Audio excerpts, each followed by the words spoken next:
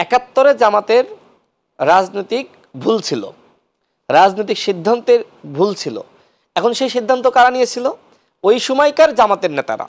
এখন এই কারণে তো এখন বর্তমানে যারা নেতৃত্ব দিচ্ছে, ছাত্র শিবির বলেন, জামাত বলেন, তাদেরকে আপনি স্বাধীনতা বিরোধী বলতে পারেন না।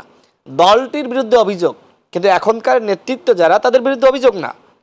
তারা তো নিজেই বলছে যে আমরা ১৬ই ডিসেম্বরকে বিশ্বাস করি, আমরা ২৬শে মার্চ বিশ্বাস করি, স্বাধীনতাকে বিশ্বাস করি।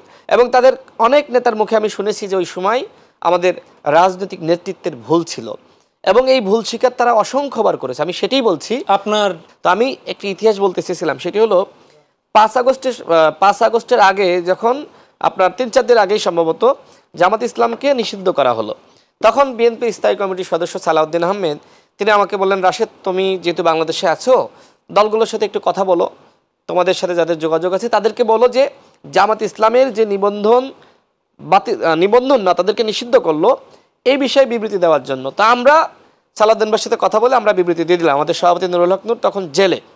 দেখেন, বিএনপির নেতা তিনি, জামাতের সাথে তার কোনো সম্পর্ক নাই, তারপরেও তিনি বললেন যে সব দলগুলোকে বলো জামাতের পক্ষে বিবৃতি দেওয়ার জন্য। এই যে একমতে সেই সময় আমরা সবাই ছিলাম যে জামাত, যাদের বিরুদ্ধে কিন্তু স্বাধীনতা বিরোধিতার অভিযোগ রয়েছে, তারপরেও কিন্তু মানুষ ওই সময় ওইটা ভাবে নাই, দলগুলো ওইটা ভাবে নাই, এমনকি বিএনপিও ভাবে নাই।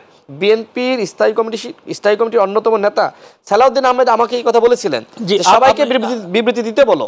সবাই কিন্তু দিয়েছে।